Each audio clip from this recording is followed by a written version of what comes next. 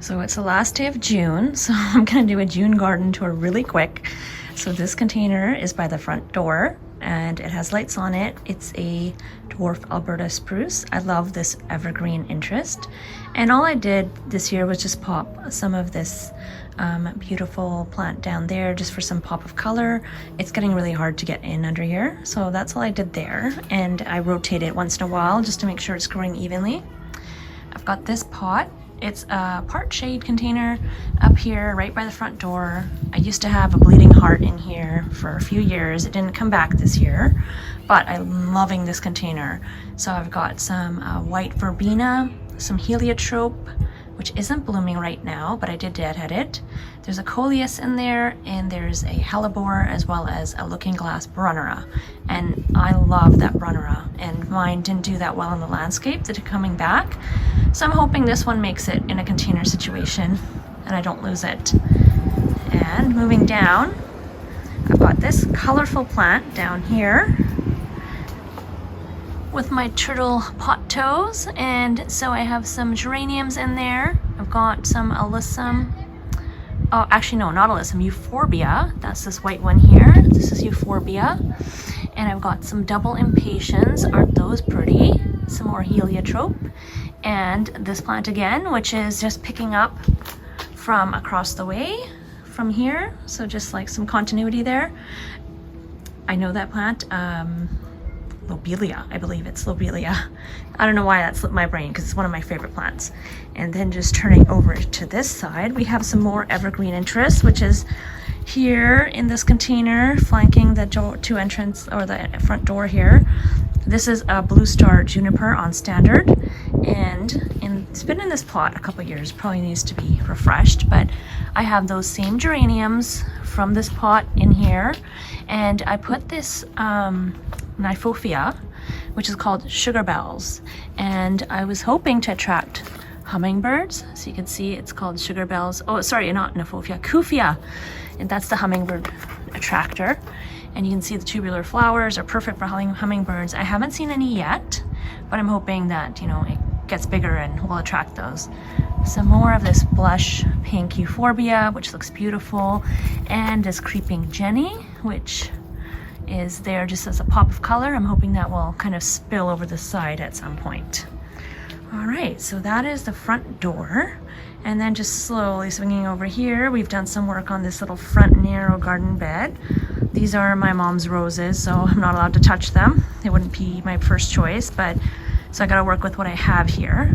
So I've got roses as well as some creeping phlox. And at the very end, I have a purple pillar hibiscus, and that one is doing really well. It usually blooms very late in the summer, but it's a nice green tall plant. And this is a very, very narrow garden bed. So we've got, I think it's called Snow Crystal's Sweet Alyssum. It's supposed to smell really beautiful. Actually, it does smell really beautiful. So I popped that out throughout. And I deadheaded these. These are, I think, gladiator alliums. I deadheaded these and I kind of just stuck them in this garden bed just for some interest, because I was gonna just focus them, putting energy into the bulb rather than the seeds. So I haven't spray painted them yet, but that's an option. So we have the roses here.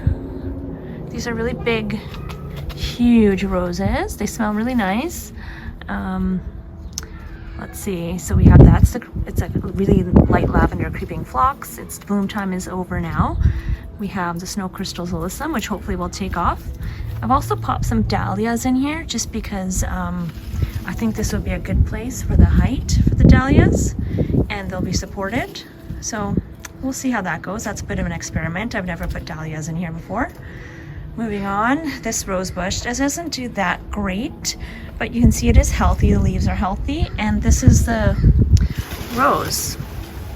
So it's like a hot pink rose, and there was like maybe 3 blooms. And we've got a Cosmo self-seeded that just popped up here. More of the creeping phlox. It is the best in this middle section here. I think that's probably because it gets the most sun.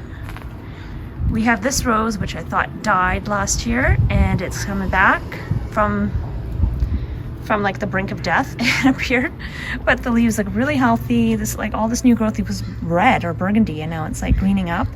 The roses are beautiful. They look like the classic tall stemmed, long stemmed cutting rose, like red rose. They smell really nice too. So that one continues to live. And I had a dahlia here. It looks like something bit chewed off the top. We do get bunnies here sometimes, so that could be the culprit. Here's another one that looks like it's doing okay. More alyssum. And again, that purple pillar, which looks great. Just behind the gate here, we have this garden I have done very little work on this year, but the lavender is doing fantastic. So I'll just close the gate here and you can see we have huge clumps of lavender here and they're looking glorious. They smell glorious. They are just wonderful. I did want them kind of lining this path, but for some reason, like the farther up you go here, the less they don't do that well here for some reason. So anyways, they're living their best life here, so I'm letting them go. I have some honeysuckle. I think it's golden flame honeysuckle, and I've got one on this side and I've got one on this side, and I cut them back hard and they just have all this new growth and they just kind of go wild, and they haven't bloomed yet, but when they bloom the scent is absolutely wonderful. So in front of the honeysuckle, I do have a Alba bleeding heart. So I'll just take a closer look. It's on its way out in terms of foliage, but it'll die back to the ground and completely disappear and spring back fresh next year. And I do have a little peony here that I had put in last year, but it clearly doesn't get enough sun. It didn't bloom this year, so I will have to move that. I'm gonna wait until fall when everything has died back, so it's easier to get to, because it is a little bit hard to access without trampling on that lavender. Right behind the lavender, I have a bloomerang lilac, which is a reblooming type lilac. Honestly, it doesn't do the best rebloom for me, so you know, I don't know if I would recommend it. I think just a Miss Kim lilac might have been a better choice, but it is here, it's established, it's pretty big, so I'm letting it go. But yeah, when it does put on its bloom, it's pretty. Swinging over here, I have my Crown Princess Margareta or Margarita, I've heard it both ways, rose, and that's a climbing rose from David Austin. It is a beautiful color, and let's just look at how it contrasts so nicely with the color of the lavender. So nice. And it just has the sweetest little flowers on it. Look at all those buds, so pretty. And you can see some nice ones as the buds or the blooms age out, they kind of fade in color. So I really like the fresh blooms with that richer color. It's like almost like an amber peachy color. It's beautiful. And back there somewhere, I do have a Jackmanii clematis, which is coming up to the very top and is blooming mainly on the top. So I would love for it to bloom like all the way throughout. So if you have any tips or tricks to encouraging that, that would be great. So that's the Jackmanii clematis. And because I could not get much to grow here, I tried lavender. It didn't really work that well. I think part of the reason is I have this block boxwood, which I have to kind of prune. It's looking a little woolly, but that is kind of the anchor piece. It's evergreen and it's the anchor to the garden bed, but because it has such shallow fibrous roots, there's a lot of roots in this area, so it's a little bit difficult to plant anything.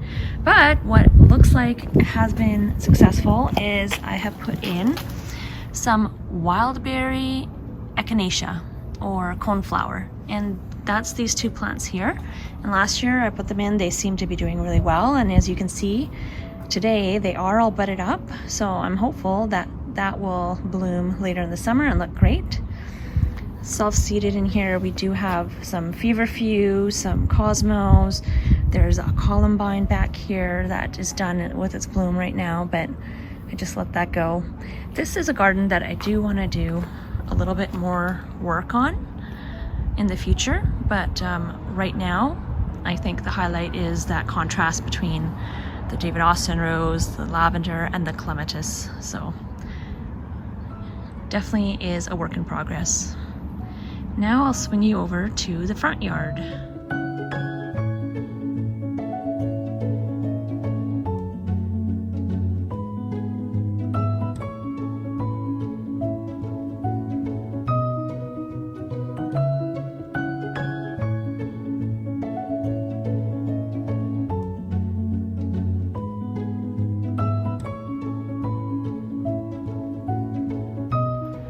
So this is the front yard we're walking towards, like just past the garage. But before we get there, I wanted to show off this container here. So this is a salvia, which I can't remember the name of, but it's doing really well. I believe it's an annual salvia. We have more of my favorite lobelia here. I've also got some of this lemon coral sedum, I believe. I think it's either lemon coral sedum that wintered over in my garage because this pot was in the garage, or it's Angelina sedum, one or the other. I'm not really sure which one. There's that euphorbia. I think this one is the diamond frost, the proven winners. And then turning over to this side, we have more of that sedum, which is either Angelina or lemon coral. And then I did put some, I believe this is a Super Bells. It's a double vintage coral. I think that's the one. So I got those on for $1 each, and I thought I might as well try them. They still need some filling out to do, but over on this side, swinging around, we have our trailer. And I can't remember what this one was, but I think it's a Diamond Falls. I'm not really sure, can't remember. But it's the trailer. Oops, so.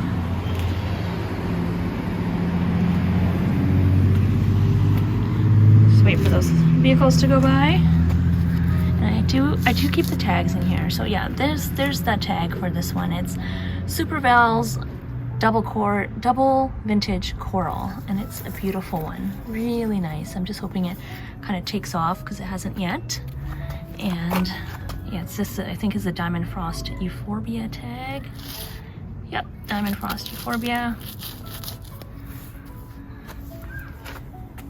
And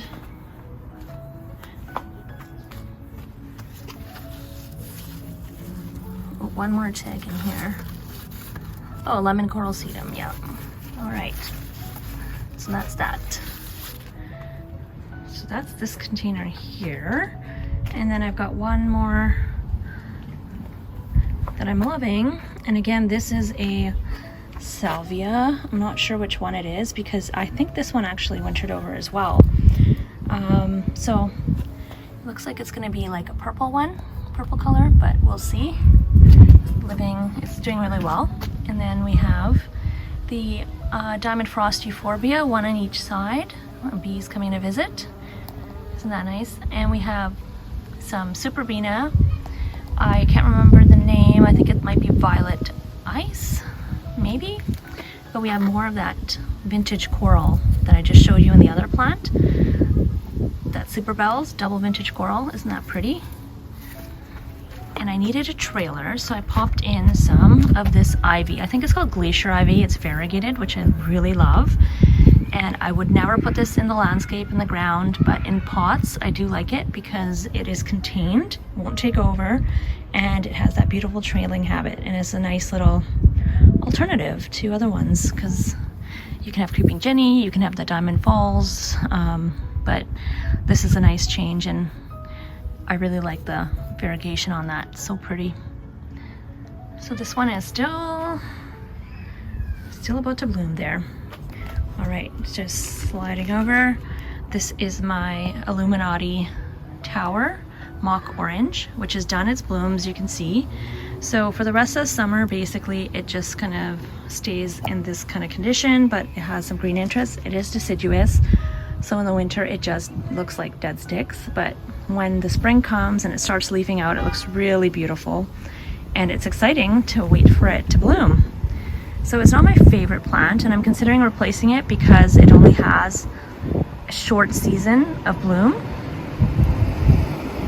And I'd rather have something with, you know, more 3-season interest in there. So potentially we'll be changing that out. All right, and this is the front yard. So you can see, it's a bit breezy today. Sunny but breezy, which is nice. It's been pretty cool June for us. And this is kind of the last day of June. So if I was gonna do a garden tour, this was for June, this was my last chance. So here I did have a pumpkin spice heucherella, which I kind of have dotted throughout. It's one of my favorite heucherellas, and this one kind of got trampled by somebody was taking some furniture across here and kind of ripped it up. So hopefully it'll survive and make a comeback. But I really love this contrast between this boxwood and this salvia. So this salvia, it's like, you can see it's half bloomed out, but there are still some, you know, nice color at the top of it. I believe this is a Violet Riot salvia, if memory serves.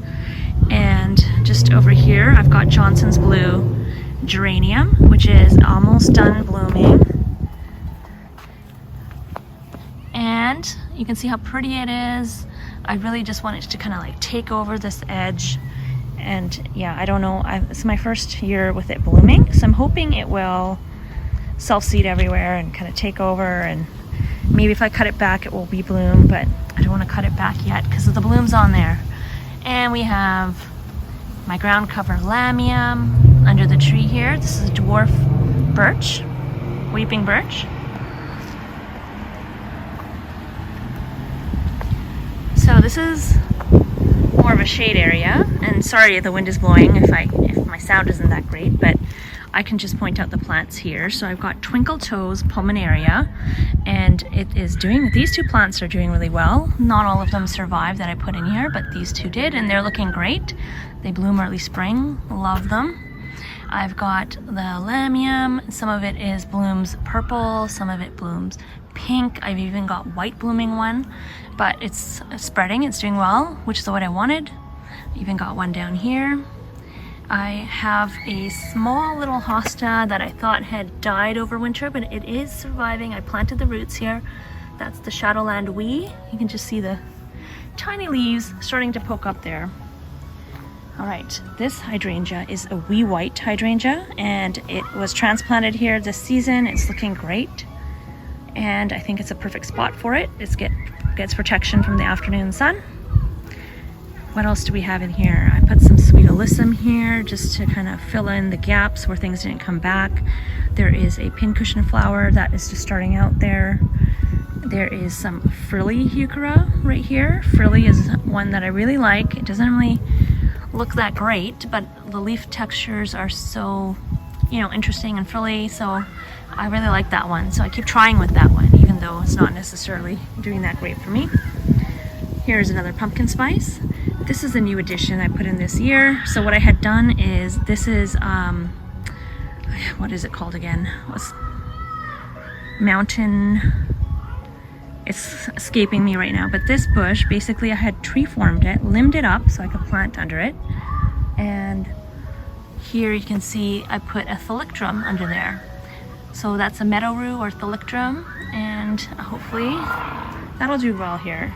And I just had this blank spot, so I put a browalia here. This is the Endless Illumination browalia.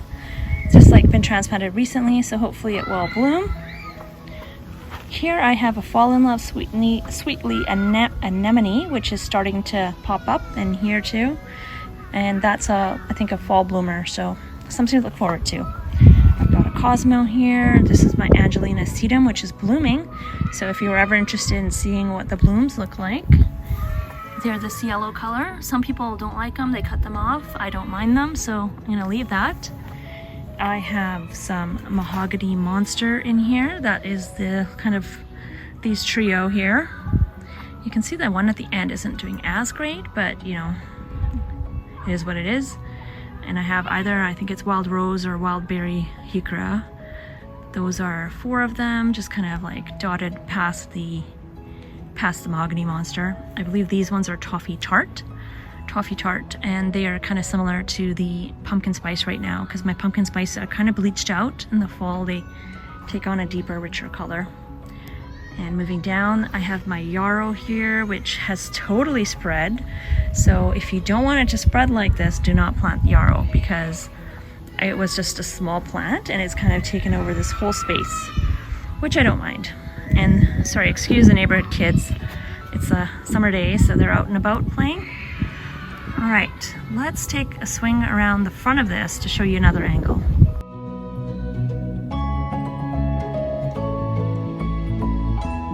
All right, so I basically have done work on this side, but not this side. And this one is a yew, which has been here for many years, and it's like an evergreen anchor to this garden bed. Looks great in the winter. It is a survivor. It is drought tolerant. We don't water it. It's just goes for it. And then this bush is the same as this one that I tree formed. So I've kind of left it for now, but it may have the same fate as this one at some point. We don't know, but underneath here I have a beautiful rhododendron. It's a small one, and it has the most lovely butter yellow blooms in the spring, and it's out of bloom right now, but that's a nice little added touch. And moving to the front here, I'll just wait for that car to go by. So I have dotted some Supertunia Vista or Supertunia bubblegum. 1, 2, 3, 4 of those around the front, just for some added pop of color, because I was going to leave the front kind of just empty. And then I thought, you know, I've got these Supertunias that I got on a really good deal on clearance. Why not add some annual color? And I'm getting totally won over by annuals, because before I was completely into perennials, no annuals. I thought it was a waste of money, but I'm being won over. So in addition, I've got behind here, I've got some salvia, which were in really small containers, and they were on clearance. I wasn't sure if they'd survive, but they seem to be doing well. They're called Perfect Profusion. They're more of an icy blue color, or periwinkle. Really pretty. I did pop some dahlias in the front here. I'm always looking for places to put dahlias. So I've got dahlias. There's another Fall in Love Sweetly anemone. Last year when I made this garden bed or revamped it, I did pop in some Feather Falls carex that I had divided, and I really wasn't sure if it was gonna make it. But it looks like it's doing well, so hopefully that will kind of bush out and fill in those spots, because it's really nice to have that grassy texture. I think I'm missing it in a lot of places because grasses don't do well for me, but that does look really nice there. So I also have some Grace Ward Lithodaria, which has blue blooms that I put in. They're not doing the best, but their blooms are worth it. So they do have some growth here. There's a little spider in there, but yeah, that one is a beautiful color if you can get that to survive in your garden. It's not the easiest plant. And I have some Cat's Pajamas Nepeta, kind of in the front here, a little bit here, and that just adds a pop of purple color. And the bees love that plant. And you can see I have one of my wild rose or wild berry heuchera are not doing that well. It's a small one, and this one's struggling a little bit, but hopefully they bounce back. I think depending on the trimming of this tree, the color or the sun conditions do vary. So yeah, but this anemone is doing the best out of all the ones I have in here. There's like a little pincushion flower I put in there. I've got the Snow Crystals Alyssum. Oh no, I think that's Snow Crystals, or is it Snow Princess? I think this might be the Snow Princess. I did get the Proven Winners Snow Princess, and I think that one I did put up here. So this one is bigger because, yeah, they were bigger plants when I bought them. So those are the Snow Princess Alyssum, and I have Pentas. So I had put some Pentas, popped up a couple more white plants in the front. I kind of wanted to put white in the front here, just kind of to highlight this garden bed a little bit and kind of offset the other colors, especially this heuchera is dark, so yeah. And I'm really hoping my Cat's Pajamas Nepeta that I have dotted throughout survive and do well, because you can see here we've got one specimen which looks like it's barely hanging on, and this is the Grace Ward Lithodaria as well. And they have different kind of bloom periods. So this blue will be spring and early summer, and this one is kind of all throughout the summer, but later on. I have another dahlia here, and that is pretty much the front garden bed, which I'm happy with. And just gotta get a little bit of weeding done in here, but we do have some self-sowers in here. We have a Cosmo, so this is a Cosmo here. We do have some plants that look like they're just kind of struggling to make it back from last year. Hopefully they'll make it. I have some feverfew that has self-seeded in here that I'm letting go. That's this one here. This is feverfew. There's some muscari, baby's breath muscari, which is great. And then I have this kind of long driveway bed, which I'm trying to make a better edge for that. So I did cut out the edge. I used to have a plastic edge, which has now been cut out. Kind of the star of that is this pinky winky hydrangea on standard, which is blooming or about to bloom because it has all its buds. So let's take a closer look. So you can see that. Look, pinky winky has like these pink stems, basically, like red or pink, whatever you want to call it. It's beautiful hydrangea. And throughout it, I have a clematis, which is kind of all over it. You can see here, this is all clematis throughout it. Hasn't bloomed yet, so something to look forward to.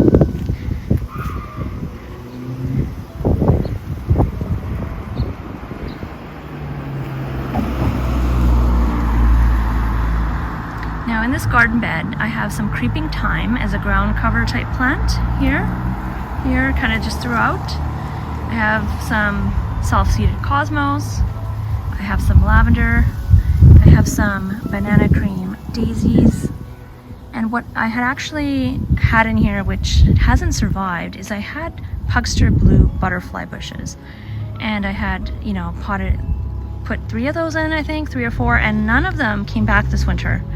So that's disappointing. But I also had put in some denim and lace Russian sage. And that is coming back. That's this plant here.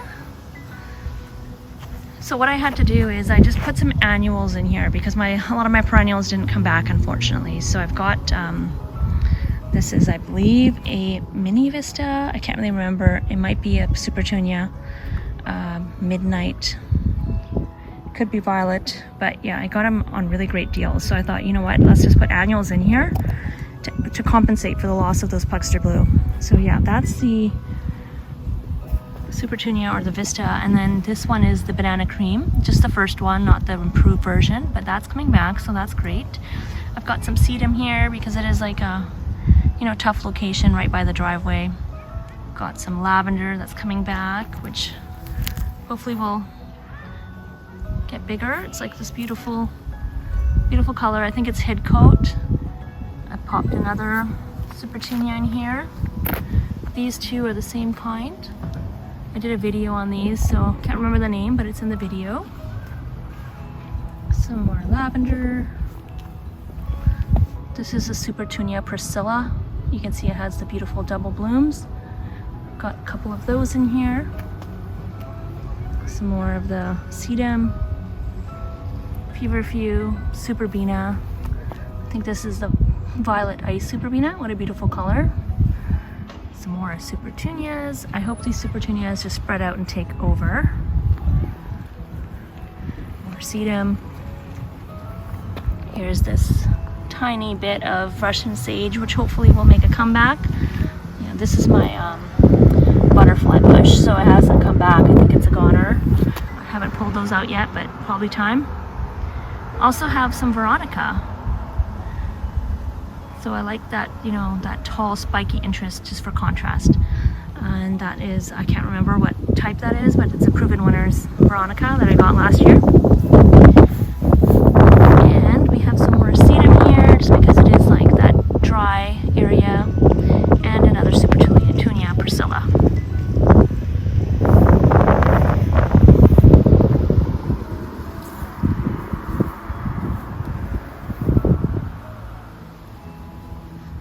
Swinging around, I've got this tree here,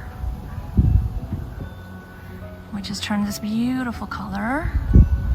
The very tippy top, you can see it's still green. I planted this here. I forgot what it's called. It's not growing that much, unfortunately, but think that's because we have this other tree here, which is a little leaf linden. Glorious tree. It's about to bloom. It smells amazing when it's blooming. So that tree, I think, kind of sucks away all the nutrients away from this poor little guy here. But anyways, this year I did put in this garden bed at the corner here.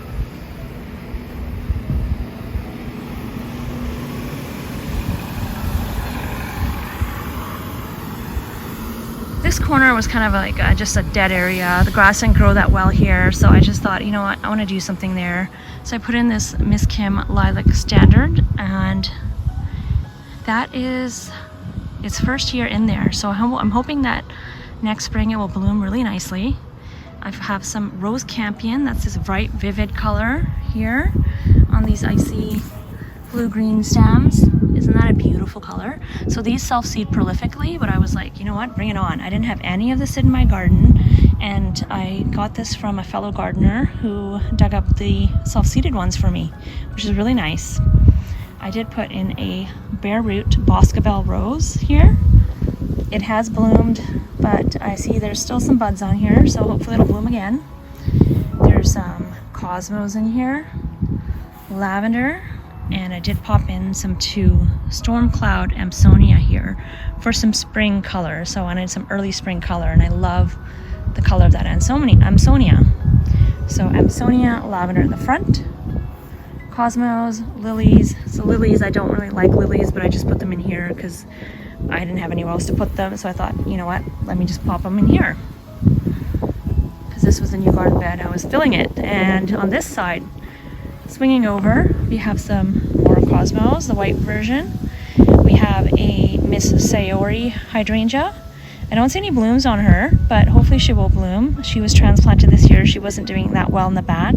But check out the foliage. Isn't that gorgeous foliage? Even if she doesn't bloom, like that burgundy and green.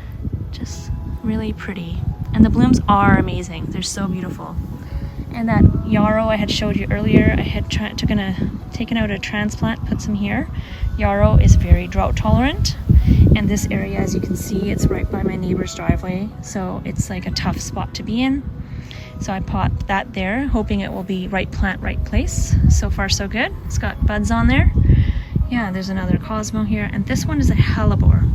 So Ice and Roses Red, I believe, is the type.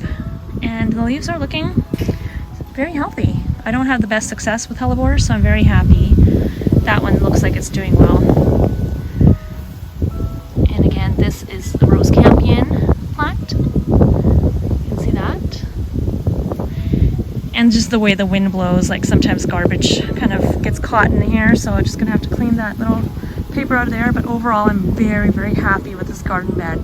I did take out all the sod and do it from scratch, so I'm very proud of it, and I think next year it'll be even better. So, you know, they say first year they sleep, second year they creep, and third year they leap. So we're in the sleeping portion.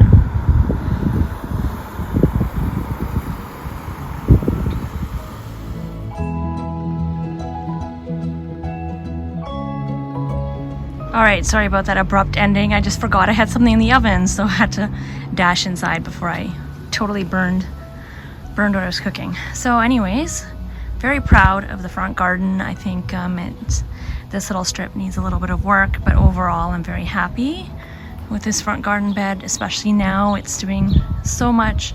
It's got so much color. Just really impressed. And I love it. I'm gonna get this Pink Fizz Eucharella planted. And one last thing I want to show you before I end the front garden tour is this side bed here. So this side bed is actually my neighbor's, but they don't do anything with it, so I do. Why not, right? So there's this boxwood planter here just to prevent people kept turning around in this section and driving over the plants, so we put that there to avoid that. My neighbors have put in this cherry tree, which blooms very nicely in the spring. And underneath it is a rose. And this was a rose that was a gift to my mom. It was basically one of those roses that you get at the grocery store, which are throwaways. So I just thought, you know what, let's just throw it here in this wasteland and see what happens. It has been here for years, maybe 5 years, 4 years, and it has done wonderfully. It gets barely any attention, like I prune it, but you know, that's about it. I give it water once in a while and it's doing great. It's such a beautiful color. So that's right beside this cherry tree. I put some sedum in here just as a ground cover because this is a very, very weedy area. Again, there's no irrigation. It's a hot, dry area. It gets a lot of sun. But let me give you a close-up on this rose. So this is like one of those grocery store mini roses that are kind of like a throwaway, but look at that, beautiful.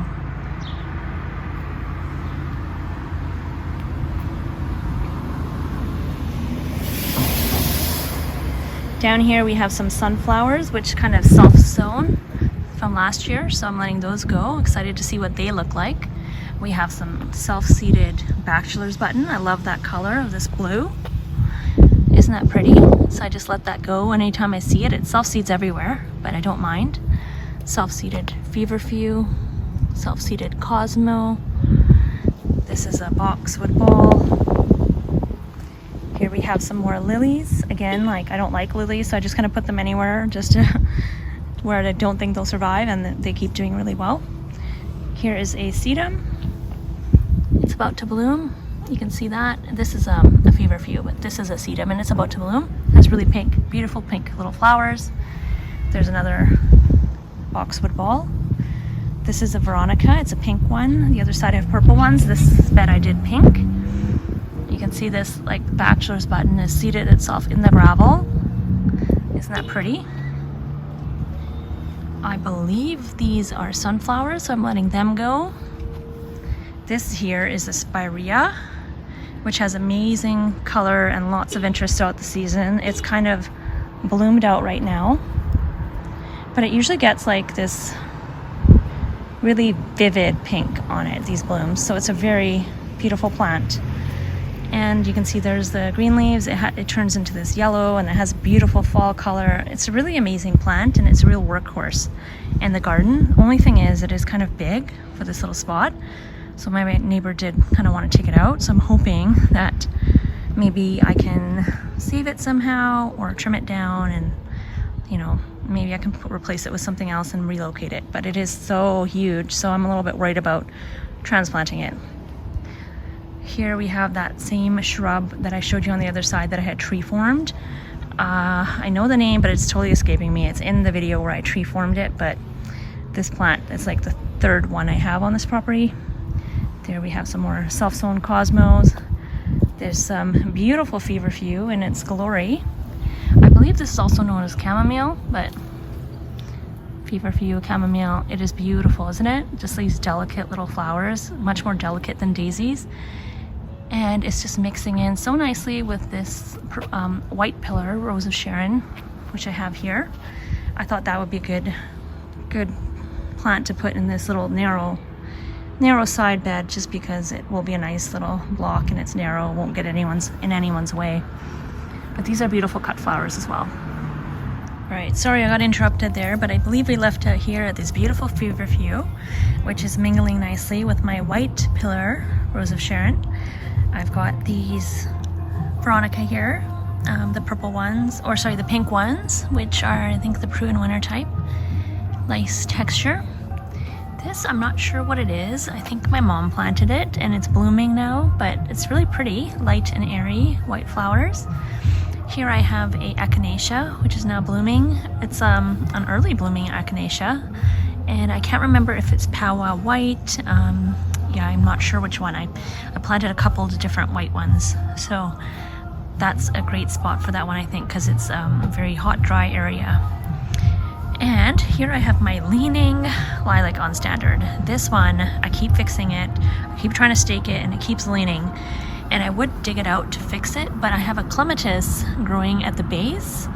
So yeah, that one might have to wait, but I will have to stake it.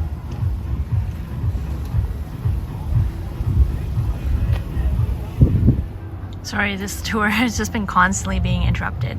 So this is the other side of my lilac there, and I have a whole bunch of cosmos underneath, self-seeded. Here is another white pillar, Rose of Sharon, with some cosmos underneath, and you can see the cosmos have self-seeded themselves all over this gravel, and I love it. I'm just leaving them. Here we have a boxwood ball. I just trimmed this into a ball shape, but it doesn't need any care basically. It's self-sufficient, it's doing really well. It's been there for years without any care. So that is the anchor piece there. There we go. So that is the front garden tour.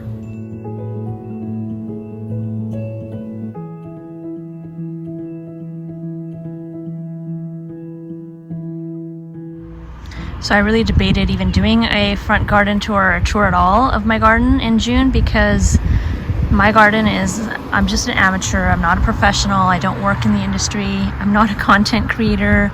This is just a passion project basically. So I know it's not nearly as nice as some of the other gardens I've seen on garden tours, but I wanted to make this video anyways, just to document the progress that I'm making, because it does really help to look back and see how far your garden has come. Like this used to be all heather underneath this tree, just like a big mass of heather and nothing else, and now it's so vibrant and so colorful, and you know, it's really nice to see that. So it makes me want to keep doing it. But anyways, yes, I hope you enjoyed the June garden tour on the last day of June in 2024, and I look forward to keep on seeing it evolve as summer goes on.